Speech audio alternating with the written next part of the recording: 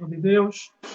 Eu sou o Tanda Antônio, estamos de volta, Aleluia. amados irmãos, para mais uma transmissão do nosso programa, O que a Bíblia ensina, 7 respostas, 7 perguntas e 7 respostas, assim é que está correto. Este será Amém. um programa de retrospectiva, amados irmãos, retrospectiva daquilo que foi a primeira temporada do nosso programa. E como convidado temos o nosso irmão pastor John José, da Igreja Maranata. É com ele que estaremos aqui a fazer este programa, o último programa da primeira temporada, o episódio 12º. Pastor, muito Aleluia. obrigado pela sua presença, muito obrigado por mais uma vez estar aqui conosco, podemos fazer aqui este programa. Seja bem-vindo, pastor.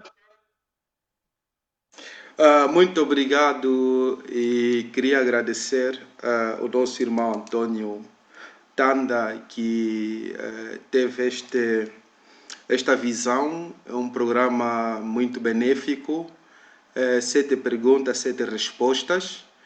E acho que no decorrer do ano tivemos várias sessões, servos de Deus passaram por aqui e foi uma maravilha, foi mesmo uma benção.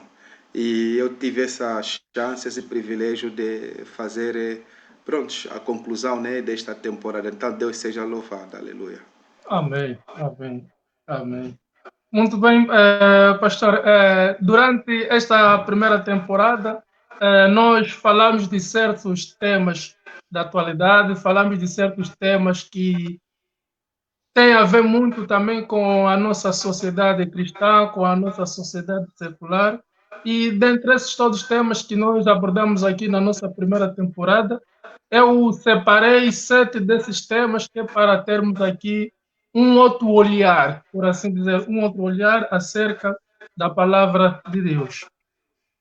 Uma Aleluia. primeira pergunta ou um primeiro tema que podemos começar fazendo aqui uma retrospectiva em relação ao papel dos pais na educação cristã dos filhos. Aleluia. Ok, prontos, acho que vamos começar mesmo por aí. O papel dos pais na educação. Então, nós podemos observar que o plano de Deus nunca foi singular, né? Quer dizer, uma pessoa. O plano de Deus desde antes da fundação do mundo, né? Porque Deus tudo pensou lá antes de alguém existir. Deus estava lá já a ter os seus planos. E o plano de Deus sempre foi uma família, foi sempre a pluralidade. Quer dizer que Deus queria sempre ter pessoas diferentes. Então, se temos um plural, quer dizer temos uma família. Razão, vamos ver Adão e não estava sozinho, depois veio a Eva e apareceu Caim e Abel e assim começou a multiplicação. Então, se o plano de Deus é a família, então qual é o papel dos pais, dos parentes? Então, os pais têm esta grande tarefa de educarem as crianças, eles levarem no bom caminho, especialmente o temor a Deus e a educação. Amém, amém, amém. Aleluia. Ok, para avançarmos ao segundo tema também que falamos durante esta primeira temporada, o que o pastor teria a nos dizer relativamente à apostasia dentro da igreja, apostasia na igreja. Ok, sobre a apostasia, acho que a apostasia nós entendemos sendo uma forma de infiltração, né, do inimigo e fazer mostrar de ser uma boa pessoa ou então uma boa entidade. E nós vimos no decorrer da Bíblia muitas imagens, muitas mensagens que mostravam já essa coisa da apostasia. Podemos ver, por exemplo, no Antigo Testamento, lá na época do sacrificador Elias, vimos que o sacrificador Elias fazia a obra de Deus, mas tinha os seus dois filhos que faziam as coisas um pouco contrário. Eles, como é que eu diria, sabotavam a obra de Deus, as pessoas traziam as ofertas e eles não faziam conforme a regra pedia, porque as ofertas eram muito rigorosamente pronto, separado, como que você tem que cortar o animal, qual a parte que tem que se comer, qual a parte que deve se queimar, a oferta de holocausto, a oferta do sacrifício, essa coisa toda era muito bem feita. Mas esses dois filhos do Elias, eles brincavam com aquilo e faziam coisas muito tristes. E aquilo nos dá uma imagem da apostasia. Quer dizer, eles não são isto, mas é a imagem. Nós chamamos aquilo a sombra das coisas. E podemos ir mais longe, por exemplo, isso até não está na Bíblia, mas é a história, porque as histórias ficam, ninguém apaga a história. Nós conhecemos que nos tempos passados havia um general, se não me engano o nome, acho que era o Tito, não é o Tito, é um general que foi em Jerusalém, ele lutou, fez guerra naquela época e ele conseguiu vencer essa guerra. E ele entrou lá no templo e ele levou porco, e ele sacrificou porco lá no templo de Salomão. Então, quer dizer que no altar de Deus, lá no templo do Senhor, só se sacrifica os animais puros. Então, quando leva-se um animal impuro como o porco, aquilo chama-se um sacrilégio, quer dizer, a pessoa estraga, ele suja com aquilo, ele ofende muito gravemente ao nosso Deus. Então, isso tudo mostra mais ou menos os sinais da apostasia. Mas, na realidade, a apostasia é a encarnação, né? Indo agora bem objetivo na pergunta, é a encarnação do espírito do anticristo em vários indivíduos, e essas pessoas dentro da igreja vão estragando, fazendo as coisas da forma diferente. O próprio inimigo, que é o tal anticristo, depois vai vir para consumir toda essa obra. Mas já hoje, nos dias de hoje, temos nas igrejas os tais de falsos pastores, os falsos profetas e etc. Até irmãos em fé que pegaram feitiço para cantar bem, para pregar bem, prontos, para fazer nome. Então, isso tudo nos dá essa imagem da apostasia. E isso está Então, cheio nas nossas igrejas hoje. é o espírito do anticristo agindo sobre certas pessoas. Sim, aleluia. Relativamente ao cristão, o cristão e o evangelho, como está caracterizada esta relação do cristão e o evangelho de Deus, o evangelho de Jesus Cristo? Ok, o cristão e o evangelho. O evangelho é o termo que nós encontramos no Novo Testamento, mas o evangelho não é mais do que a boa nova. O evangelho é isso, o significado do evangelho é a boa nova. Ou então a palavra de Deus. A palavra de Deus é isso ali, que nós chamamos o evangelho. Então, como que nós caracterizamos o cristão e o evangelho? Eu gosto de levar as coisas nas bases, né?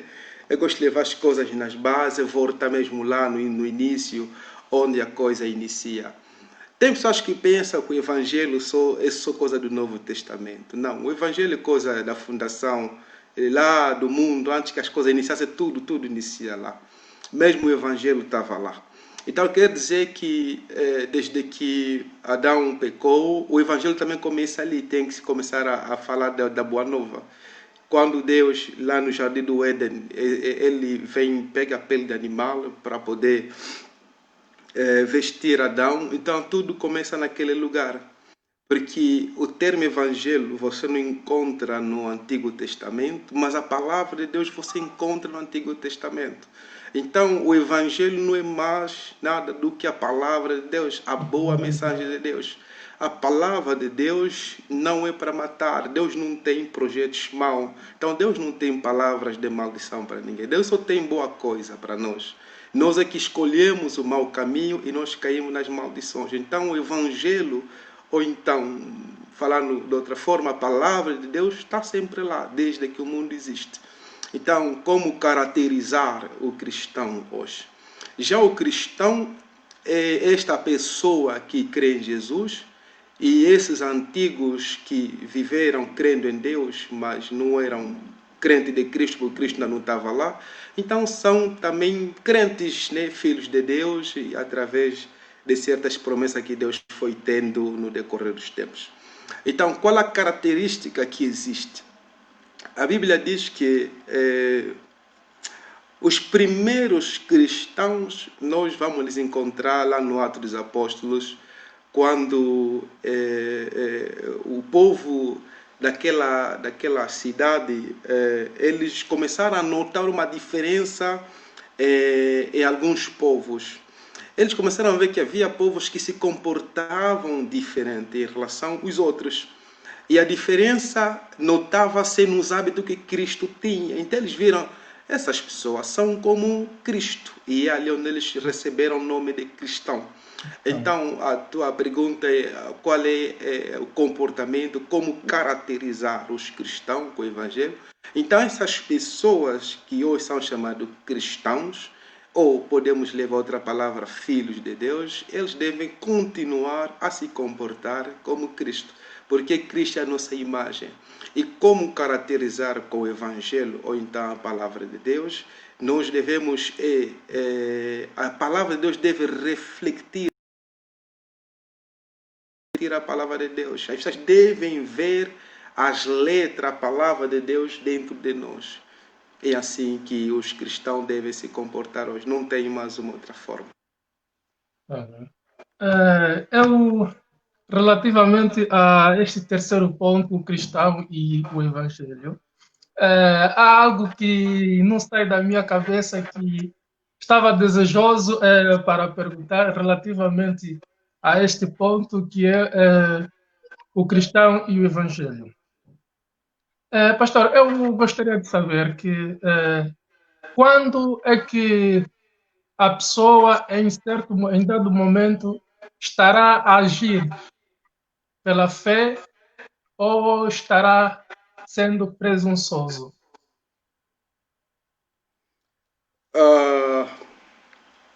Pronto, é assim, a pessoa estará agindo pela fé quando essa pessoa ele vive uma alegria e vive uma certeza daquilo que ele está esperando. Porque ali nós voltamos na definição da fé. Quer dizer, é uma firme certeza. Então, eu posso não ter aquilo que eu preciso, posso não conseguir aquilo que eu estou a pedir, mas desde que eu sou firme, desde que eu estou certo, então eu não preciso me preocupar. Então aquilo aí eu diria que a pessoa vive na fé assim. Eu não tenho um carro, mas estou feliz. Eu estou doente, não estou curado, mas mesmo assim me sinto saudável. Eu não tenho dinheiro, mas vejo que eu sou mais rico que o Billy Gates. Então isso valia a fé. Agora, a presunção, eu acho, parece alguém que tem uma gula, alguém que está atrapalhado e acho que alguém que quer uma coisa já, parece uma pressão, uma rapidez. E muitos crentes hoje e parece que querem as coisas já, já, já, já, já. Olha, Deus resiste ao tempo. Deus resiste ao tempo. Então Deus não é alguém que nós devemos lhe obrigar, né? Porque Deus é Deus e é grande. Você não imagina uma bomba nuclear, quanto poderoso aquilo é. E Deus pode ser milhões de vezes uma bomba nuclear. Então, Ele não pode depender do nosso tempo. Então, eu acho que os crentes que estão nessa presunção eles querem, eles precisam, não, devem esperar, devem ter a paciência e procurar viver pela fé. Amém. Amém. Amém. Avançando para a nossa quarta pergunta, que é também um dos temas que foi abordado durante esta primeira temporada. Verdade sobre o anticristo e o seu reino. Ok, o anticristo é um dos temas muito maravilhosos e é um tema que nós devemos, nesses tempos, falar muito, especialmente nesse momento do coronavírus. Já se falou do seu espírito anteriormente. Sim, sim, eu já fiz uma chega ali, né? Já fiz uma pequena introdução Exatamente. do espírito dele, mas no fundo tudo isso, né? A apostasia e tudo está ligado junto com o anticristo. Anticristo. Mas o que eu quero dizer que nesses tempos devemos falar muito do anticristo é, é porque estamos num momento muito, muito mau e que muitos servos de Deus, eu respeito cada um, mas eu vejo que a maioria vem com essa imagem, com essa visão de que o mundo está indo ao seu fim e que as profecias, as mensagens de Deus estão claro que as coisas estão mesmo no fim. Então, se as coisas estão no fim, isto implica dizer que o coronavírus e como muitas outras coisas são sinais do fim do tempo. Só que, às vezes, o tal coronavírus na Bíblia ele aparece numa outra forma e nós devemos decifrar esse código. Por exemplo, o Apocalipse fala de muitos tipos de coisa, uns bichos que vão aparecer com cabeça de leão, com cauda de escorpião. Talvez seja o coronavírus. Eu digo talvez, mas eu não estou a falar que é. Só estou a falar que nós devemos decifrar esse código. Você falou sobre calamidade. Então, haverá muitas calamidades. Estrelas que vão cair, o sol que vai ficar escuro, essa coisa toda. Então, uma dessas coisas pode vir significar coronavírus, pode significar aquilo. Por quê? Porque tudo isso são arranjos ou preparação para dar a entrada de uma entidade. Essa entidade é quem é o anticristo. Então, aqui dá que se falar muito do anticristo, porque anticristo às vezes foi mal percebido. Temos o espírito do anticristo e temos o próprio anticristo. O espírito, como já falamos, o espírito é um espírito. Quer dizer que o diabo ele vai usar o seu poder, eu vou resumir isso um pouco aqui rápido. Ele vai usar o seu poder, um poder muito maligno, ele próprio diabo. E ele vai procurar um candidato. Esse candidato é um ser humano como você e eu. É um candidato que já tem um mau coração, que já não gosta mesmo de boas coisas. E é um candidato que, segundo os estudos bíblicos, vai ser alguém de renome, talvez com muito dinheiro. Eu estou a dizer talvez, são coisas que não tenho muito bem a certeza, mas pelo menos vai ser um ser humano, isso é com certeza 100%. Então pode ser alguém de uma família política com grande nome, e essa pessoa vai ser o candidato que o espírito do diabo, esse mau espírito, vai entrar nessa pessoa e vai encarnar essa pessoa. E essa pessoa vai estar cheio desse mau espírito. É como nós falamos, estar cheio do Espírito Santo. Mas essa pessoa vai estar cheio desse espírito. Então esse espírito, como fosse o diabo, pessoalmente vai viver dentro dessa pessoa, vai se encarnar nessa pessoa. E essa pessoa é que vai ser chamado o anticristo. O anticristo não é um demônio que está lá no espírito e vai viver. Não, não é isso. O anticristo é uma pessoa como você e eu. É uma pessoa física que vai nascer de uma mulher, como qualquer pessoa. O espírito do diabo é que vai entrar, vai encarnar essa pessoa. E essa pessoa vai vir fazer tudo que é de mal que você pode imaginar. Uma das coisas que o Daniel disse é que ele vai entrar em Jerusalém, no templo, e ele vai ofertar porco. Isso que aconteceu lá, que eu acabei de explicar, aquilo foi uma sombra Quer dizer que o próprio anticristo vai fazer esse trabalho. No Mateus 24 também fala isso. Daniel capítulo 11 e 9 também fala disso. Então o anticristo vai vir, isso é para sujar o templo de Deus. É para ele estragar. E depois ele vai se declarar como Deus. Mas eu creio que até nós chegarmos ali, a igreja já vai ser arrebatada. Quer dizer, já não vai ter a igreja aqui. Mas há várias correntes. Tem outros evangélicos protestantes que dizem que a igreja vai viver esse tempo todo, vai passar esses problemas todo que é chamado da tribulação. Depois de muita luta, muito sofrimento, Deus vai vir buscar a igreja no arrebatamento. Mas tem outras correntes que dizem não, a igreja não pode passar essas lutas, toda essa tribulação, porque senão ninguém vai aguentar, todos nós vamos perder a nossa fé e vai ser complicado. Então Jesus vai ter que vir buscar a igreja antes que tudo isso aconteça. Então são duas linhas, requerem muito ensinamento para trazermos mais detalhe. Eu não vou dizer como é que isso vai ser, porque falar com uma palavra às vezes não ajuda muito. Devemos falar com mais palavras para apoiarmos a nossa fé. Mas eu dou as duas grandes correntes. As que dizem que a igreja vai passar tribulação, quer dizer, vamos conhecer o anticristo, ele vai aparecer, vai fazer todas essas coisas e nós não vamos aceitar, vamos estar a lutar com ele, vão fechar essa igreja, vai vir o 666, essa confusão toda, quer dizer, nós, a igreja, vamos viver aquilo. Mas tem outra corrente que diz, um outro grupo de pastores e grandes servos de Deus e pessoas que passam a vida a estudar a Bíblia e nós respeitamos porque estamos a aprender com eles também, eles dizem que não, isso não pode, senão ninguém vai aguentar. Você imagina 666, obrigar todo mundo. Vamos dar um exemplo que a vacina do corona é o 666. Eu só vou dar um exemplo. Como é que vai ser? O meu emprego vai... Porque eu não vou querer pegar essa vacina se for assim. Então não vou ter emprego. Ok, tá bom. Como é que eu vou pagar minha casa? Como é que eu vou comer? E depois aqui na Europa você não tem onde esconder. Quer dizer, a coisa vai ficar muito apertada. Então, alguns servos de Deus dizem, não, isso não pode ser assim. Quer dizer, Jesus primeiro tem que buscar a igreja e depois o anticristo vai fazer essas brincadeiras dele todo. Então, são duas correntes fortes que estão ali e que o que eu posso deixar aqui é só andar na fé e temer mesmo Deus de verdade, perseverar e não ficar distraído, e assim nós seremos salvos.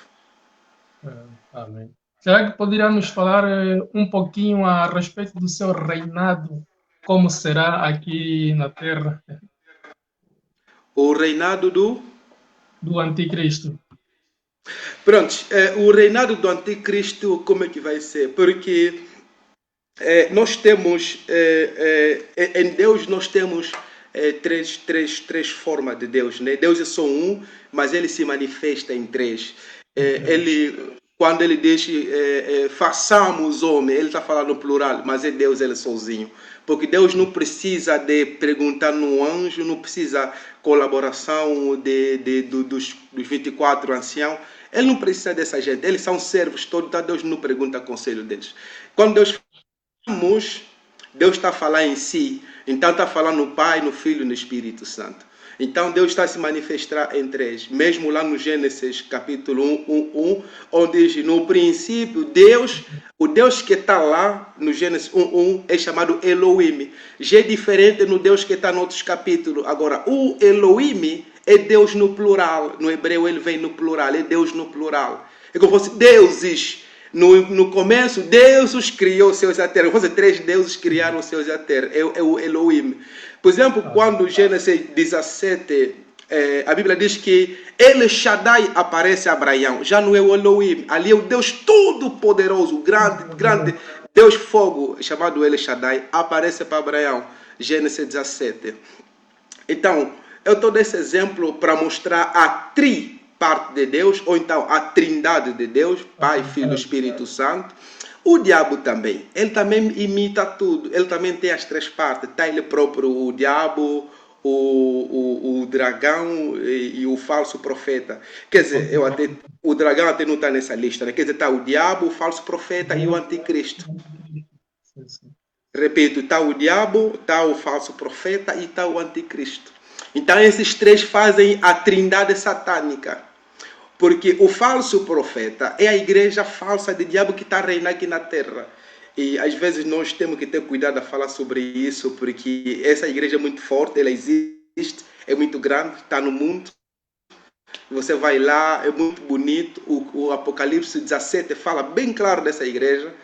A roupa que eles vestem está lá no Apocalipse 17, né? Ninguém pode me prender, porque tem que prender todas as Bíblias, todo mundo que lê Bíblia. Então, o vestuário que essas pessoas vestem naquela igreja, como é que a igreja é, quanta riqueza a igreja tem, está lá no Apocalipse 17. E a Bíblia é clara em dizer como é chamada essa igreja, a Babilônia. Então, aquele é o falso profeta, porque eles trabalham no mundo espiritual para poder atrapalhar a palavra de Deus. E é essa igreja, a grande Babilônia, que vem desde o tempo de Nirode, sempre a querer manipular a verdade, a manipular isso que nós chamamos de evangelho, embora o evangelho é a palavra do Novo Testamento, mas vamos falar só que ela é a palavra que sempre existiu, a palavra de Deus. Nós encontramos no Nirode, o Nirode ele construiu a Torre de Babel. A Torre de Babel é uma pequena forma de Babilônia, e essa Babilônia começa a crescer, ele muda de nome, torna Egito, sai no Egito, ele torna a Grécia, torna a Babilônia lá do Nabucodonosor, e quando ele torna a Babilônia do Nabucodonosor, já não muda mais. Ele apenas só vai crescendo e crescendo até tornar a Roma atual. Então, quer dizer que o reino do anticristo, conforme a sua pergunta, quer dizer que o anticristo, ele é uma das 3 personagens do reino satânico, ou da trindade satânica, que quer viver, como é que eu diria, ele quer influenciar, ele quer reinar. Porque tudo isso começa onde, Mano Tanta? Tudo começa quando Satanás estava lá no céu com Deus. O Satanás, nós não temos glórias a Deus. Você vai notar que todos os anjos de Deus têm nomes, e Deus conhece todos os anjos. Eles são milhares de milhares, mas Deus conhece todos os nomes. Mas a Bíblia nos deu só alguns nomes, por exemplo, o Michael e o Gabriel, e prontos. Satanás, muita gente pensa que ele chama-se Lúcifer. Não, é errado. Satanás não chama-se Lúcifer. O Lúcifer é a qualidade que ele tinha. Ele era portador da luz. Ele não tinha nome de Lúcifer. Ele era portador da luz. O Lúcifer significa portador da luz. Ele tem outro nome que ninguém conhece, nós não conhecemos. Por que esconderam o nome dele? Porque pessoas que não temem Deus, Deus apaga os nomes dele, ninguém precisa saber. Como Lázaro, quando morreu, Deus lhe chama com Lázaro. A Maria, Jesus, quando ressuscita, lhe chama por Maria. E a Bíblia diz que Deus vai nos conhecer pelos nossos nomes. Moisés disse, apaga o meu nome na lista, se você quiser matar todos. Então, nós que somos os filhos de Deus, Deus nos conhece pelos nossos nomes. Então, o Lúcifer, que não é o nome dele, mas pronto, nós lhe chamamos assim, ele estava lá com Deus. Eu só estou a voltar aqui para você saber onde é que tudo isso começa. O que é que ele fez? O Lúcifer, dentre todos os anjos de Deus, ele era como se fosse o rei. Por quê? Porque ele tinha unção, foi o anjo ungido. Não tem anjo ungido lá no céu. O único que era ungido era ele. E ele sentia como? Ele tinha poder, ele tinha glória, ele tinha tudo. Ele andava em cima das pedras preciosas. Ele comandava tudo. Ele era o pastor lá desses anjos, da adoração, do louvor, essa coisa toda. E Lúcifer era um anjo que subia até lá na presença de Deus. Ele estava o único que estava mais próximo de Deus. O portador da luz. Olha, você imagina, Deus é luz. E quem levava essa luz? Estava na mão do Lúcifer. Estava na mão desse bandido ali. E o que é que ele faz? Ele disse, mas eu posso ser rei? Como é que eu não estou a ser rei? Eu também posso ser. Mas ele já era rei. Mas ele queria mais o lugar de Deus. Estás a ver? É ali onde ele diz, eu quero reinar em cima de Deus. Ele até não fala ser igual a Deus. Eu quero ficar lá em cima de Deus. E aquela coisa que ele cria é a tua resposta que você pergunta sobre o reino do anticristo. Quer dizer que se ele falhou lá em cima, então ele está querendo conseguir isso aqui na terra. E ele vai conseguir isso não pelos crentes, mas pelos todos aqueles que não creem em Jesus.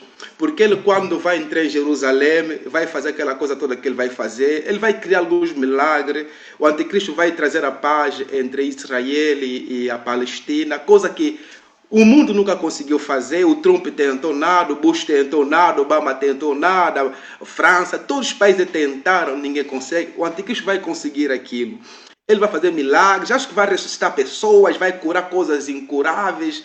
E quem sabe até o coronavírus é ele que vai trazer a solução, ninguém sabe. Então, isso vai fazer com que ele fique a parecer Deus. E quando ele torna Deus, todo mundo vai lhe adorar. A Bíblia diz isso. Excepto os filhos de Deus não vão lhe adorar. Então o reinado dele é isso. É ele reinar. Ele reinar. Mas o reinar dele, ele sabe. Porque ele é anjo. Ele tem uma inteligência fora do normal. Não é nossa inteligência, não. O diabo tem outra inteligência lá dos anjos. Ele sabe as escrituras. A escritura é a palavra de Deus. Ele entende. Ele sabe que no fim de tudo isso, querer ou não, o fim dele é o inferno.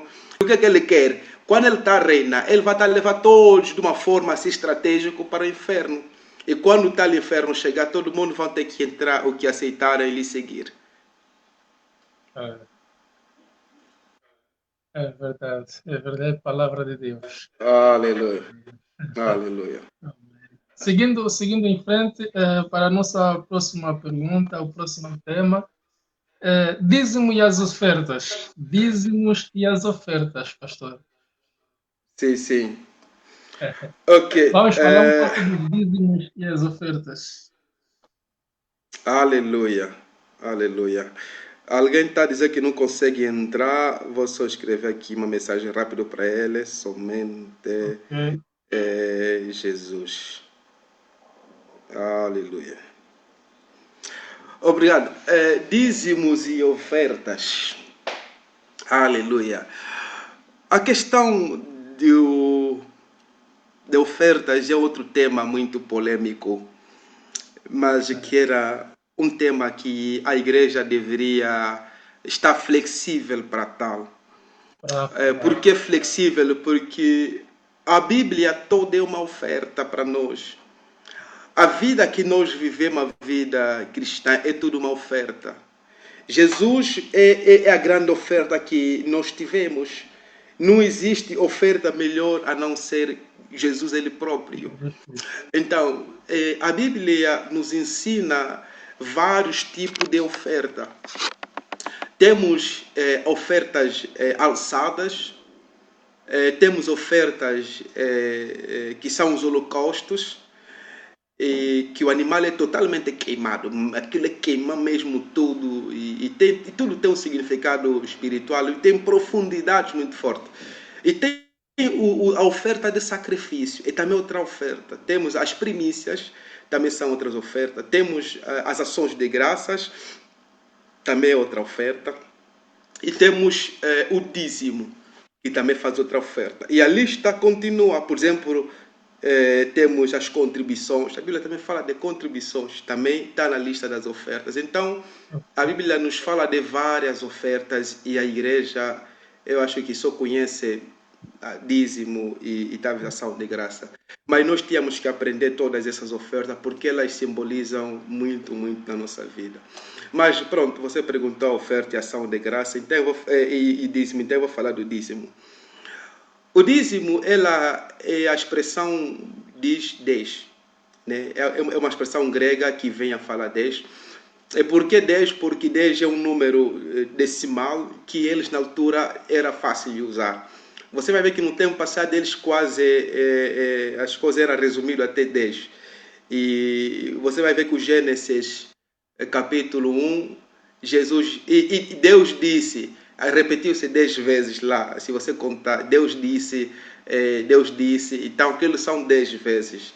A arca, por exemplo, as medidas da arca tinha um número base, era o 10. Temos os 10 mandamentos, e vais ver que os 10 estão em vários lugares. Por exemplo, os dedos junta todos fazem 10. E para eles parece que o 10 era uma coisa fácil. E eles chegaram numa conclusão, eles na época, chegaram numa conclusão que, pronto, vão trazer uma oferta mínima, né? Uma oferta mínima de tudo que eles recebem para darem a Deus. Então, como 10 era um número fácil para eles, então eles acharam melhor aplicar o número 10 como oferta, que é o dízimo. Porque o número 10 não veio de Deus, não é Deus que disse que tem que ser 10. Já viste? Porque tudo, Montana, tudo que nós fizemos tem que ser na revelação de Deus, tem que ser na palavra de Deus. Não tem nenhum verso onde Deus disse o quê? A vossa oferta tem que ser 10%. Não.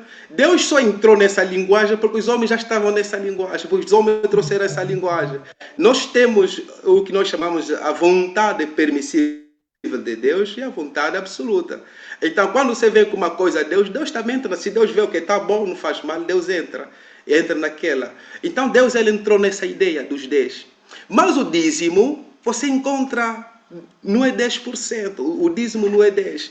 Quer dizer, até nós não podemos chamar de dízimo. O dízimo é uma oferta. Eu chamo, é oferta das ofertas. O porquê? É assim. Porque Deus, ele quando cria Adão e Eva, coloca lá no jardim do Éden. E Deus pega tudo que o homem precisa, ele coloca na disposição do homem. Você me acompanha só muito bem. Essa é a revelação do dízimo. Eu tenho ensinamento sobre isso, está lá no Facebook. Eu estou resumindo.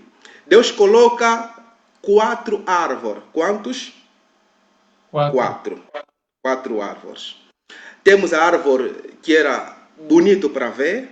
Tinha a segunda árvore que era para comer. E tinha a terceira árvore, que era a árvore da vida. A quarta árvore era a quê? Do conhecimento do bem e do mal. Essas 4 árvores, Deus pega, ajunta os 4, traz na casa do Adão. É como se fosse Deus coloca o salário que você ganha, ele te traz nas tuas mãos.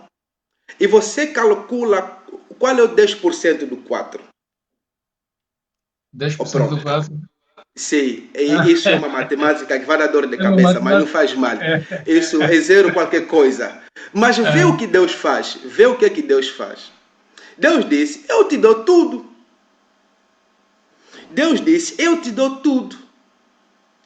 Mas, eu, Deus, eu só quero uma árvore. Você fica com os 3. Então, se os 4 fazem 100%, quer dizer que uma árvore que sai é 25%. Não é 10%, é 25%. Isso é matemática. Não sei se você está me entendendo. Isso é matemática. Está entendendo. Não, porque o dízimo é aquilo que nós ganhamos e nós tiramos uma parte, demos a Deus. E Deus deu tudo para Adão. Quanto é que ele deu? Ele deu 4 árvores. Essas 4 árvores, Deus tira a árvore do conhecimento do bem e do mal. Não era para Adão comer. Ou estou a mentir? Não é. Sim, Adão podia comer a árvore, que era bom para ver, está lá no Gênesis 3. A árvore de ver estava lá também para ele. E isso é tudo espiritual, porque não tem árvore de ver no mundo, não. Você só plantou a árvore só para estar a ver, isso não existe. Então aquilo tudo é espiritual. Mas a Bíblia escreve que árvore para ver é lindo para ver. Então, aquilo significa roupa, carro, casa. Aquilo é profético. Estás a ver? Aquilo é profético. A Bíblia chama aquilo árvore lindo para ver. Então, aquilo não era árvore, é outra coisa. Então, vai ver, a árvore de ver estava lá, ou árvore de comer. Quer dizer, comer tudo que você faz consumir, água, carne, pão, tudo. É árvore para comer. A vida, que era a palavra. 3 árvores para o Adão. Quer dizer, não lhe deram salário. E o 25%, Deus disse, olha, eu quero só os 25%, Deus pega os 25%. Mas Adão tão goloso como muitos golosos, diz, não, eu também quero aquele. Mas você tem os 75%, são as 3 árvores, isso é matemática. Mas Adão disse, não, os 3 não estão a chegar, eu também quero outro. E o que é que faz? Adão come também a 4ª, até que ele pula a primeira árvore da vida e vai, que ele cria tanto... Ele primeiro pula a árvore da vida, que era mais essencial. Ele vai na árvore do conhecimento, que é de Deus. E na revelação até posso falar para ti que Deus sempre quer partilhar conosco tudo o que nós temos. Porque é assim, quando Adão come aquela árvore, ele estraga tudo, ele quebra tudo e o pecado entra. Então, quer dizer, quando Deus nos dá o nosso salário, porque não é no fundo o nosso esforço, tudo é graça de Deus. Então, nós devemos reconhecer o amor de Deus. E ali vem uma pergunta que eu vou fazer para ti. Você vai trabalhar, ok? O Mantanda foi trabalhar, te pagaram no mês $1.000, ok? Quanto? $1.000. Ok. O dízimo, 10% que você deve tirar é quanto? Dos 1.000? Dos 1.000, 100. É 100. Agora eu vou perguntar, os 900 que ficam é de quem? Para mim, para Não, fazer isso o é... que eu quiser. Ali é onde está o grande problema. É onde está o grande problema. Não, mano, ali é onde está o grande problema. Mas é mesmo um grande problema. Sabe por quê? Eu vou repetir. Você foste trabalhar, te pagaram 1.000 euros.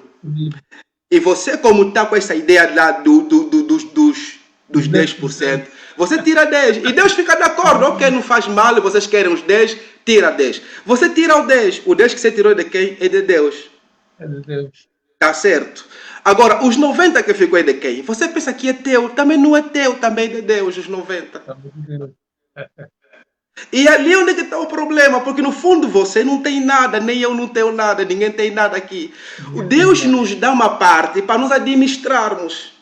Administrar, Quer exato. dizer, em outra parte, você tira 10%, confias a Deus, e você fica com 90% para administrar. Porque no fundo tudo é de Deus.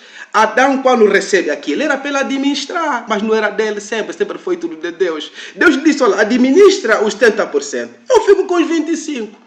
Por que Deus ali fala em 25%? Porque a vontade de Deus é você dar tudo para Ele e Ele dá tudo para você. É como se fosse um casamento, vocês devem partilhar tudo, tudo. Agora, vê onde é que os crentes entenderam essa coisa. É na igreja primitiva. Quando os discípulos começaram a trazer as ofertas, eles viram 10% não chegava para Deus.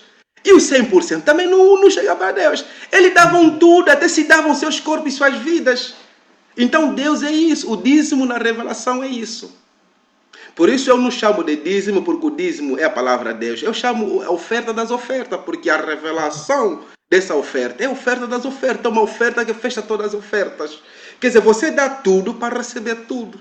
Você vai trabalhar, ganha 1.000, você diz: Deus, está aqui todos os 1.000, e Deus te dá os milhões. Deus funciona assim. Jesus fez o quê? Deus fez o quê? Ele deu tudo que ele tinha. Ele deu Jesus Cristo. O que é que Jesus ganha com isso? Ele ganha tudo. Amém. O nome de Jesus ficou em cima de todos os nomes. Passou de qualquer outro anjo que podia existir. Por quê? Porque ali está se falar Jesus como homem, né? Como Deus, ele já está em cima de todo. Como homem, ele nasceu ainda inferior. Mas como ele se humilhou tanto, ele recebe um nome. Quer dizer, ele foi levantado. Quer dizer, ele estava embaixo, ele foi levantado. Por quê? Porque ele deu tudo. Então, a história do dízimo é isso ali. Mas, com relação à oferta e o dízimo, o nosso problema hoje é que quando o pastor está a ficar rico e alguns ficam com inveja, como se fosse, os dízimos é que está a enriquecer. Esse também é um conceito muito errado. Quem enriquece é Deus. Está lá no Provérbios, a bênção de Deus é que enriquece. Então não são os homens. Você pode trazer todo dízimo, mas não é você, é Deus. Porque você pode falar: não vou dar. Se Deus quer me enriquecer, vai me enriquecer sempre. Então você que vai sofrer, porque você vai guardar a tua bênção. Então traz mesmo, traz.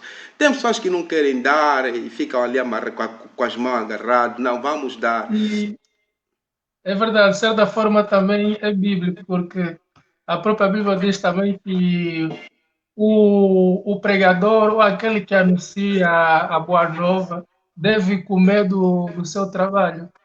Se é possível, Eu, a pessoa é sim, pastor. sim.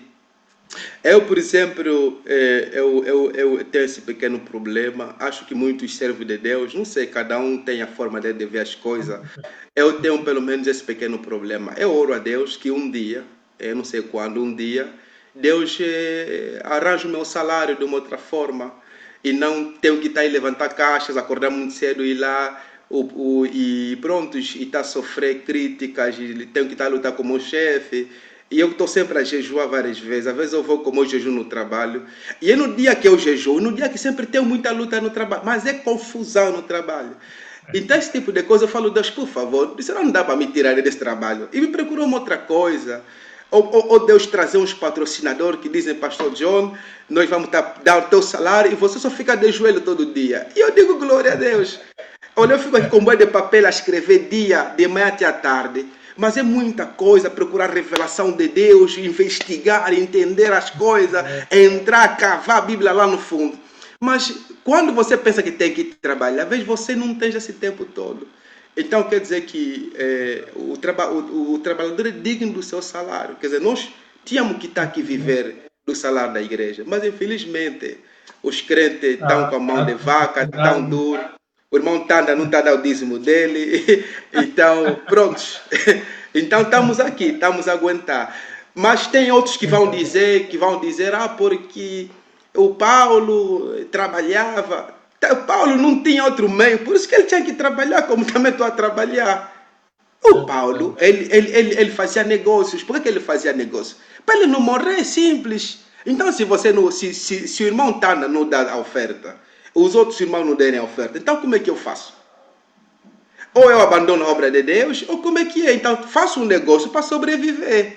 Tem um texto na Bíblia, só que tu esqueceu onde é que é rapidamente, acho que deve ter no Jeremias, que os levitas viram que Despejavam.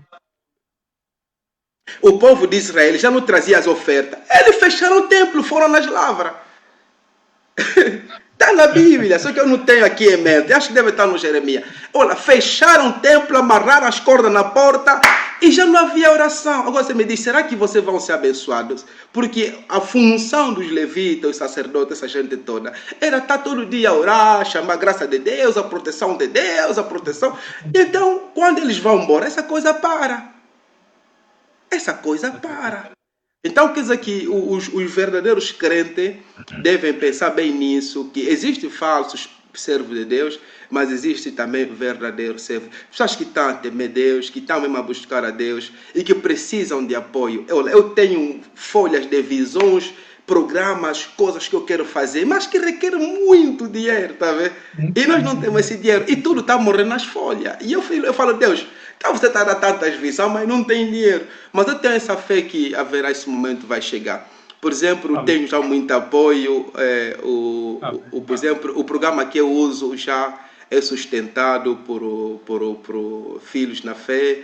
E eu tinha um problema com o microfone. Já uma filha na fé disse que vai comprar o microfone profissional, perguntou o preço, vai enviar. Quer dizer, cada vez que nós vamos, Deus está sempre enviando novas pessoas que estão a entender o trabalho que nós fizemos, com aquele coração de falar, não, pastor, eu vou investir, eu vou fazer isso, eu vou dar isso. Alguém trouxe uma ação de graça bem gigante, eu até assustei. Olha, pastor, está aqui, bum. Eu disse, ué, ué. Peguei uma parte, mandei no Paquistão, porque o Paquistão tem lá uma igreja, a pastora Dua, não sei se você já lhe viste. Já vimos a transmissão, Yeah. sim. Ela está fazendo um trabalho muito forte, aquela jovem, é uma jovem solteira, e ela tem ajudado muitas crianças de rua, e quer dizer, é o coração que nós temos. Peguei na ação de graça e fui a correr lá no Western, coloquei e mandei. E eu até disse na igreja, né, as pessoas que me têm acompanhado, disse, quem quer verificar, telefona a Dua, lhe pergunta. Eu lhe disse que ela pode falar tudo que alguém perguntar. Então, é assim, Deus está sempre enviando pessoas, e nós queremos mais pessoas com bom coração, com aquela fé de investirem na obra de Deus. Não dá 10, não dá 25, dá tudo para a glória de Deus. Aleluia. Amém. Aleluia. Glória a Deus. Glória a Deus. Aleluia. Seguindo em frente, pastor, vamos falar um pouco a respeito da juventude e o cristianismo. Amém. A Ok, a juventude juventude. e o cristianismo. Sim, a juventude de Deus aqui, a juventude de Deus, eu diria que nós estamos num mundo moderno, muito democrático e pronto. Por exemplo, os jovens estão muito acesos naquilo que é o mundo de hoje. Por exemplo, quando nós éramos pequenos, eu não conseguiria dizer a alguém que tem mais que 2 anos que eu pelo seu nome. Sempre era um humano, estás a ver? Era E uma. já o mundo de hoje, eu posso falar para alguém que está na era do meu pai, ele chama pelo seu nome. Esse é o problema da juventude de hoje. Isso, alguém pode dizer, mas pastor, o que é errado nisso? Eu vou dizer que não tem nada de errado, mas o problema é que depois as coisas começam a ficar errado facilmente. Porque se eu consigo, alguém que é adulto que eu, já lhe respeitar, mesmo não houver problema nenhum, já colocar, né, um adjetivo, de, por exemplo, tio, mano, pai, quer dizer que até me fica difícil eu faltar respeito a essa pessoa, porque eu já tenho uma base de respeito com essa pessoa. Estás a Já ver? tá bem implícito aí mesmo que existe uma Claro. diferença de Sim. idade e... Yeah, eu já mostro que, não, esse é meu cota, tá vendo? Esse aqui é meu mano. Por exemplo, nós temos esse hábito, isso é mais em África, e eu gostaria que nós continuássemos com isso. Quem está na idade do meu pai é meu pai. Quem está na idade da minha mãe é minha mãe. E ponto final. Mas não, nós aqui já não ia assim, no tempo de hoje já não ia assim mesmo em África. Uma senhora mais velha, você lhe chama, ei Maria, ei, não sei, Eva, Helena, mas é tua mãe, estás a ver? Então a juventude de hoje está podre e está muito, isso é muito triste. Porque quando você chama Helena, é muito fácil você amanhã levantar o tom e acabou, você estragou tudo. Você estragou tudo. Então, devemos ser essa juventude moderna e nós queremos muito ver as leis de hoje, por exemplo, as mulheres vão observando as leis democratas e que têm poder, têm liberdade, podem falar. E essas leis não só vão na ala feminina, mas como para todos, até miúdos pequenos, ele sabe que pode chamar a polícia para lhe defender, porque não pode bater, não pode fazer isso. Então, eu acho que a juventude está mesmo, tá num caminho muito mau. E Deus nos ajude para que possamos sair desta forma e entrarmos, pronto, seguir as boas juventude como Davi, era jovem, mas já servia a Deus. E você é jovem, eu sou jovem, mas estamos aqui a servir a Deus. Então, acho que, pronto, sobre a juventude podemos falar um pouco isso. E a relação a juventude com o cristianismo. Para não falarmos aqui de religião, que é muito mais abrangente, vamos nos limitar pela juventude e o cristianismo, que é a fé que nós professamos. Como é que a juventude de hoje tem olhado para o cristianismo? Se a É, juventude... Sim, sim. ok, eu estou a ver aqui nos comentários, tem uma irmã, ela também é uma irmã jovem, é irmã Berta, serva de Deus. Ela disse que a Amém. juventude necessita ser reeducado. Right. Estás a ver? Ela diz que a juventude necessita ser reeducado. E temos Amém. a Mamã Maria, que também a Mamã Maria, que é uma jovem também, disse que a Olá, juventude é o futuro saudações. de amanhã. Saudações, Sim, irmã sim, Berta. sim, sim. Saudações. Glória, glórias a Deus. Então quer dizer que a juventude e a igreja. Nós em Angola, nós crescemos no IEBA, a Igreja Evangélica Batista. Nós tínhamos um lema: a juventude é a força. É a força. Então, vocês vão ver uma coisa, eu gosto muito dessa parte, quando É falo da o juventude. Juventude. Aleluia, glória a Ju. Deus. E a JJU, juventude. Ju. Aquele era o lema do estudo bíblico, era bem fixe. E temos muita gente aqui que estão a acompanhar e está a mandar os cumprimentos. Amém. Saudações aí. Eu, Ah, infelizmente, não sim, tenho você aqui não está a acesso aos acompanhar, mas comentários. eu estou aqui a ver os comentários. A irmã Luísa diz que a juventude de hoje é muito triste. Pronto, vamos falar agora da Bíblia, a sua juventude na Bíblia. É assim, a juventude não tem idade a princípio. Muita gente classifica 18 anos até X idade, jovem, depois. Não. Juventude não tem. Eu, no meu conceito, juventude não tem idade. Por quê? Juventude é a idade da força. Então, se você me dizer juventude até 50 anos, então quer dizer, homens com 60 já não têm força. Enquanto eu conheço mais velho com 60 anos que tem mais força que jovens de 40. Tá a ver? Então quer dizer que não faz sentido. Vê só no livro de Josué. O Caleb aparece para Josué. O Caleb diz assim: Josué, quando você e eu estávamos com Moisés, ainda éramos jovens, né? Éramos fortes. Moisés prometeu me dar aquelas montanhas. Havia umas montanhas por aí. E aquela promessa ficou. Só que depois o Caleb cresceu, ficou mesmo assim, um pouco a idade avançada. E o Josué pensou que Caleb já não está aguentando mais com a vida. Caleb disse a Josué: não, ainda estou forte. Em outras palavras, ainda sou jovem. Não sou jovem. Tens que ler, está lá no livro de Josué. Ele diz: ainda estou jovem. Só que ali a palavra não é ainda jovem, ele diz ainda estou forte. Perfeito. E se você vai dar que Caleb tinha, já não me lembro, mas já estava em cima dos 60. Então a juventude é da força. Quem ainda tem força ainda é jovem. Um outro exemplo é quando Jesus ressuscitou, a Maria foi correr dar a mensagem nos discípulos. Vamos ver que duas pessoas saíam correr. Um era mais velho, um era jovem. Ali vamos ver a diferença. O mais velho é o cansado que não consegue correr. O jovem é que acelera bem. O João e o Pedro. O que acontece? O João acelera. Já estava lá no buraco. Mas o jovem só tem força, mas não tem sabedoria. Ele chega no buraco, não consegue entrar, fica à espera do mais velho. O mais velho chegou, encontrou o João na porta e ele entrou. Já viste?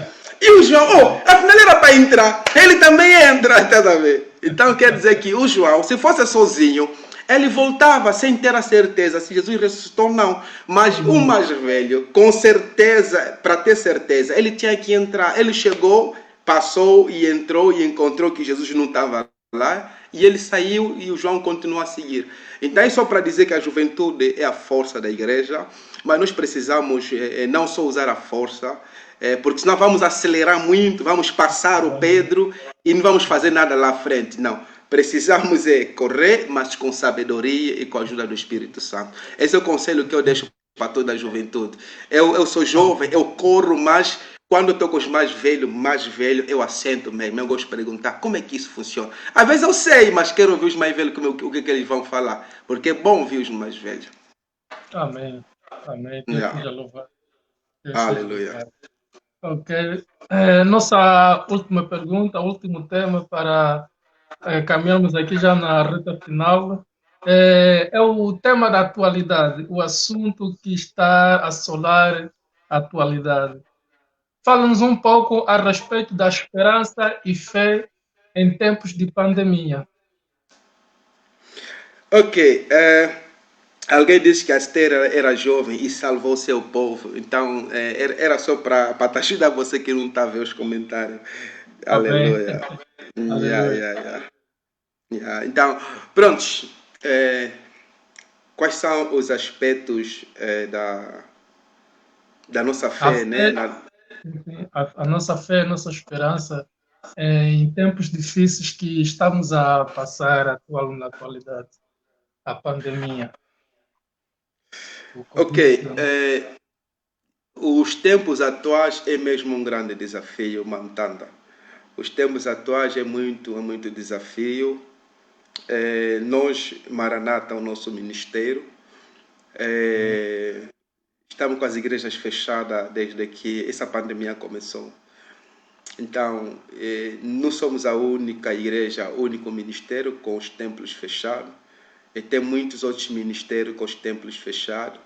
E isto é pela a política de cada país, né? Cada país aplicou a sua política. Eu estava aqui ainda antes da live a ver uma igreja aqui no Antwerp aberto, enquanto que Antwerp proibiu as igrejas a se reunir. Eu não sei como é que eles fizeram isso e está live. E pronto, isso depende de cada um com a fé dele. E, então quer dizer que nós estamos com a igreja fechada e tem muita gente com os ministérios fechados. E muitos ministérios, os pastores não conheciam as redes sociais, não são bons nos meios tecnológicos atuais e estão com essa dificuldade. As suas ovelhas estão a passar uma fome espiritual, estão a emagrecer no espírito e isto está a fazer com que o inimigo está a ganhar os terrenos. Como o inimigo está a ganhar terreno, a pessoa já não medita, já não reza, já não vive aquela comunhão com os outros, então está a haver um grande vazio. Isso aqui é muito preocupante. Então, nós, por exemplo, eu, John José, no nosso ministério Maranata, eu já venho há muito tempo nas redes sociais a trazer a palavra de Deus. Eu me lembro ainda nos anos 2009, eu já estava a pregar, não na internet, mas me lembro na altura era só no telefone. Eu fazia grupos de 5, 6, 8 pessoas no telefone e eu conheço um sistema ali, a gente fazia e ficava ali a orar com as pessoas. E muita gente me criticava, como você pode fazer isso, blá, blá, blá, blá. E nos dias que foram seguir, eu evoluí, fui mesmo para Facebook, e muita gente me ria, porque as pessoas não conheciam aquilo. Mas eu dou graças a Deus que afinal tudo era uma preparação, e que hoje agora todo mundo está lá. Por isso, às vezes eu não gosto de estar a seguir muitas coisas das pessoas, eu prefiro ver na minha fé, aquilo que eu confio, eu vou em frente. Se naquele tempo eu vacilasse, pronto, não sei. Mas eu continuei, embora eu recebi críticas. Mas eram críticas mesmo direto, eu conheço as pessoas que falavam isso. Mas as pessoas que conhecem aqui no Antwerp sabem. Eu fiz esse trabalho e eu vivi milagres, vi pessoas a serem curadas no telefone. Eu me lembro um dia estava a orar, eram por aí 8 pessoas a orar no telefone. E depois eu disse, vamos orar para uma irmã, nem não vou falar o nome. E começamos a orar para ela. E eu só ouvi coisas que caíam, bru, bru, bru, e pronto, mas a pessoa não está ali, você não sabe o que está acontecendo. E aquilo passou a meia-noite. No dia seguinte, a pessoa me telefonou, olha, pastor, quando você estava a orar para mim, comecei a lancei coisas, e aquilo era terrível, mas era a minha libertação. E a coisa que nós oramos para tal já nunca aconteceu, mas que a pessoa foi mesmo liberta. E tudo isso foi lá nos anos 2008 e 2009, quando ainda as pessoas zombavam de mim, riam de mim. Mas hoje, todo mundo agora está ali numa fila, né, nas redes sociais. Mas pronto, qual é o grande desafio, para ir direto na tua pergunta? O coronavírus, conforme eu estava dizendo no início, ele traz muito o que pensar, né? Alguém diz que é o tal de 666, ou tal é a vacina, ou isso e aquilo. Eu não sei se o que é isso. Só sei o que é uma doença, do resto eu não sei se é o que. Mas nós devemos ser muito cautelosos, porque o inimigo está a planificar uma coisa terrível por detrás disso. E quanto tempo a igreja vai ficar fechado, ou então os templos, né? Porque a igreja não está fechada, porque nós estamos a fazer uma igreja. Então, quanto tempo o templo vai, as igrejas, quer dizer, as igrejas físicas vai ficar fechadas? Ninguém sabe. Então, quer dizer, o grande desafio é nós nos levantarmos mesmo na rede social, atacar todas as redes sociais, entrar, penetrar, aprender, investir muito fortemente nas redes sociais. Quem tem dinheiro, ajuda mesmo o teu pastor, ajuda o evangelista, ajuda o irmão a fazer alguma coisa, cria coros na internet, e começam a cantar, começam a evangelizar, partilhas, por exemplo, o teu ministério, uma coisa bonita, né? 7 perguntas, 7 respostas, muito bonito. E é triste, muita gente não está aqui para acompanhar, porque a gente aprende de várias formas. Podemos aprender, a pessoa vem com um tema, blá, blá, blá, falou, boi, acabou. A gente pode aprender de uma outra forma, por exemplo, com perguntas e respostas. E eu vi essa temporada, havia temas diferentes, cada tema tinha X perguntas. E vinha pastores diferentes, homens de Deus diferentes. E eu gostei até que você pegou irmãos, pastores, mulheres e homens. E eu vou desejar que o próximo ano pega de novo, como você pegaste até brancos, né? Não sei se eu chamo branco ou chamo europeu, mas pronto, são todos nossos irmãos. E foi bonito, eu gostei, foi mesmo super. Deus abençoe você. Então, esse é o nosso desafio. E eu estou sempre a ajudar todos os irmãos e irmãs que podem para fazer qualquer coisa. Por exemplo, os meus filhos na fé, eu sempre lhes digo, abre um canal, começa a pregar, aquilo não é pecado. Começa ali a cantar, fala alguma coisa de Jesus, aquilo não é pecado. Nem que for para todos nós começarmos aqui a pregar, vamos pregar, mas cada um deve saber, aqui é o pai e aqui estão os filhos. E se eu prego aqui, mas domingo nós todos nos reunimos com o pai, ou então no sábado, um dia desse, todos nós nos reunimos com o papai. É assim. Quer dizer que o grande desafio é isso que nós temos. E depois o medo da morte, as pessoas têm medo de morrer. O outro medo que está aqui a surgir agora é da vacina, se pego a vacina ou não pego, o que é que tem na vacina, o que é que não tem. Então eu acho que o grande desafio é esse. Mas o que eu posso deixar aqui para todos é não ter medo. Deus disse que não teme nada, não temer. Você pode me perguntar, o que é que tem nessa vacina, pastor John? Eu falo, eu não sei. Eu não sei. Eu não vou te falar que a vacina é bom, não. Eu não vou te falar que vai pegar a vacina, também não digo isso, não faço esse erro. E também não posso te falar que não peguei essa vacina. Isso pode ser um crime para mim amanhã. Se a polícia ver que eu estou a impedir as pessoas de pegar a vacina, eu posso ser processado. Então, devemos ter cautela o que é que nós falamos. O mundo de hoje é um pouco assim, muito estranho. Então, eu não falo pega ou não pega. Eu só falo que eu não sei o que está nessa vacina. Mas é fácil você entender que grandes organizações mundiais, grandes doutores que estudaram, professores universitários, estão contra essa vacina. Então algo não está certo. A Suíça, um país completo, não quer essa vacina por enquanto. A Suíça quer observar outros países, o que é que vai acontecer com o seu pessoal. É como se fosse, pá, vocês tentam ainda vão começar a ver. Estás a ver? Muito inteligente a Suíça. Não é como Angola, como Bélgica e outro, é para trás e aqui vamos dar vacina a todo mundo. A Suíça disse, não, eu não vou dar, eu vou esperar vocês primeiro darem.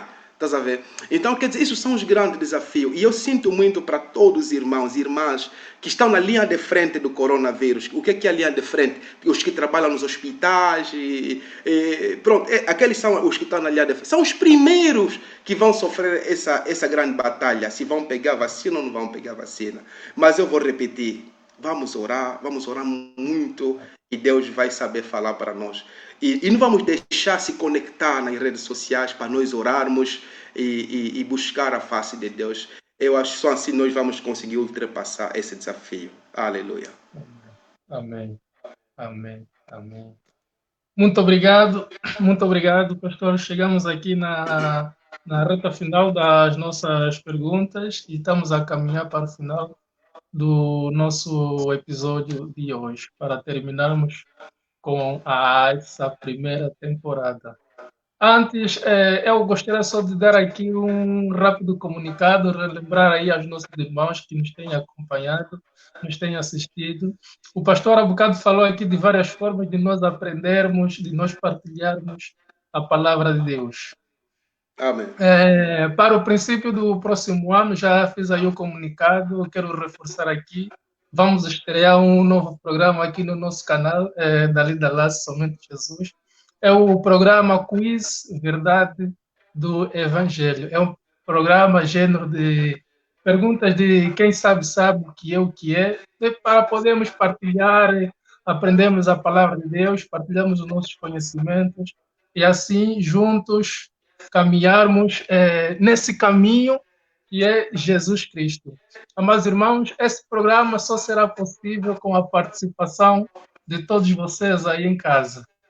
Por isso, convido que todos se façam presentes e participem para nós aprendermos do mais simples ao mais complexo aquilo que é a palavra de Deus.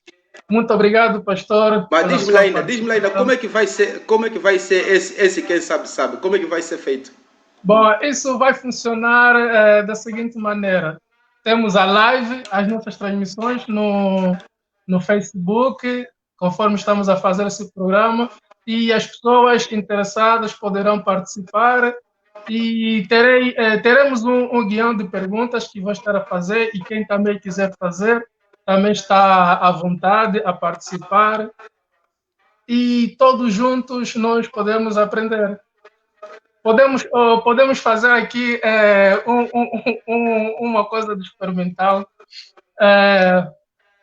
O que está na Bíblia, o que é que a Bíblia diz, não podemos ver, mas sabemos que ela existe. Oh. Não vimos, mas sabemos que ela existe e sentimos. Tá difícil. Olá, temos aqui a irmã Gina Luiza Kizoís, ela esteve também contigo, né? A irmã Gina, ela disse bênção. Eu acompanhei quando vocês fizeram aquela sessão, foi essa, a irmã é uma bênção. E também no princípio do ano vamos retomar as nossas sessões e conversas. No próximo ano o tema será a história de Pedro, altos e baixos, que lições a aprender. Vamos ter uma sessão de aprendizado a respeito do apóstolo Pedro. Voltando. Tens muito desafio o ano 2021. Deus faça 2021. graça. Essas são as propostas para o próximo ano, se Deus quiser, que vivamos até Aleluia. lá. Essa é a programação que nós temos para o início do próximo ano. O início do próximo ano.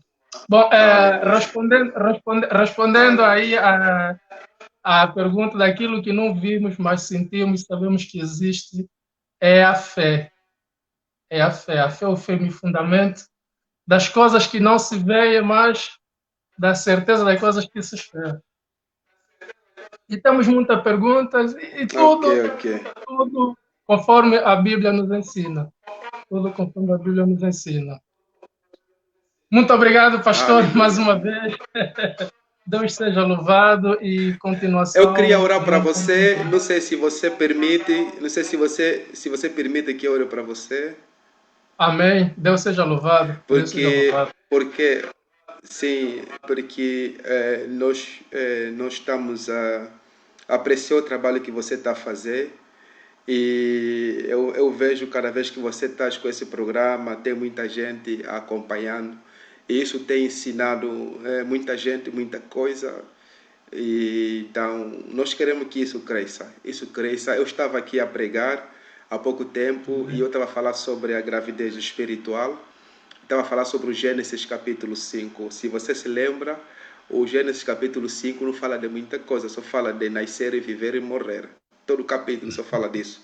É lá onde se Exatamente. encontra esses velhos todos que cresceram tantos anos e eles não fizeram nada. A única coisa que eles faziam era só viver, nascer e morrer. Então, não vou repetir a pregação aqui. Uma das revelações que nós recebemos no texto da pregação de hoje era que o nascer que eles praticavam é que nós devemos praticar. O que é isso? Deus plantou dentro de nós sementes espirituais, ou então propósitos, né? E no Novo Testamento, aquilo muda de linguagem, é aquilo chamado de talento, de frutos espirituais. E Deus quer que esses talentos entrem no trabalho, ou esses frutos nós devemos trazer no mundo. Então, você está a dar muitos filhos, ou, em outras palavras, você nasceu, né? Nasceste, esse aqui somente Jesus, é um dos teus filhos, e você vai nascer mais aí no próximo ano, que você está a lançar, são filhos que você vai nascer no próximo ano, e nós queremos Deus abençoar seja você, eu quero orar para você, para que você comece a descer cada vez mais, os teus filhos começam a crescer, porque a ideia é não você crescer, mas o filho crescer. Amém. E o João Batista disse, é necessário que ele cresça, Deus tem que crescer. Né? Jesus deve crescer em nós. O somente Jesus, 7 perguntas e 7 respostas, é filho, é Jesus. Então ele tem que crescer, você deve ficar pequeno. É isso que o João Batista diz. Você é João Batista, eu sou João Batista. Nós devemos deixar os nossos filhos crescer. E não parar, devemos continuar a nascer, nascer e nascer e viver. E quando o momento chegar, os patriarcas morreram, nós não vamos morrer, nós vamos descansar. A revelação diz que nós não morremos, nós descansamos. Eles morreram porque, pronto, é outra história. Então eu vou orar para você, para que o teu filho, 7 perguntas, 7 respostas, e outros filhos que você vai nascendo, que todos eles nasçam, os que já nasceram começam a crescer e tornem grandes. Santo Deus de Israel, eu venho orar para o teu servo, o irmão Tanda, que o Senhor está usando no tempo de hoje, e especialmente nesse momento da pandemia, que muitos templos estão fechados, mas eles não fecharam a igreja. Porque Jesus falaste para Pedro que as portas do inferno não prevalecerão. Então, Senhor, nós estamos aqui na igreja. E, Senhor, eu peço para que esse filho que nasceu nesse ano 2020, ou 7 perguntas e 7 respostas, que possa crescer mais ainda. E outros filhos, que são outros frutos, que são outros talentos que o Senhor colocou na vida deste jovem, que Deus possa ter lugar, que esses possam crescer, possam se manifestar para a sua glória. Eu peço a tua proteção Amém. na família do teu filho e que Deus possa ser a provisão deste jovem jovem, que o Senhor seja alegria, seja proteção, seja alegria, Pai, da sua família. Essa é a minha oração, que uma unção especial acompanhe esse ministério, este jovem. Meu Deus, eu peço para que 2021 seja mais um sucesso, Pai da glória, na vida desse jovem, Pai. Que o Facebook, os YouTube, todas as redes sociais, que a igreja ganha todos os terrenos, porque o Senhor diz, até que a palavra chegar aos confins da terra, então virá o fim. Então Deus levanta mais ainda servos que estão com a gravidez e que esses possam trazer os seus bebês no mundo, e esses bebês cresçam, Pai, para a sua honra e glória, em nome de nosso Senhor Jesus Cristo. Deus proteja-nos contra coronavírus e contra toda vacina das trevas, tudo que é maligno, que não tenha sucesso no nosso sangue, no nosso corpo, para a sua honra e glória, em nome de Jesus Cristo. Amém. Amém. Amém. Deus seja louvado. Amém. Amém. Amém. Muito obrigado, pastor. Continuação de um bom domingo e Aleluia. nos encontramos numa próxima oportunidade. Tá bom. Aí em casa. Sim, sim. Tá bom, Deus abençoe. Cumprimenta-lhe a família toda. Amém, amém. Será entregue. Amados irmãos, muito obrigado por nos acompanharem. Muito obrigado. Como disse no vídeo do comunicado, é o final desta temporada, mas não é o final do nosso programa. Amém. Muito obrigado a todos que nos acompanharam durante a transmissão desta primeira temporada. Que a graça e a paz de Deus esteja com todos vocês, hoje, sempre e para sempre. Amém. Amém. Pastor, estamos juntos na graça de Deus. Amém. Amém. Amém.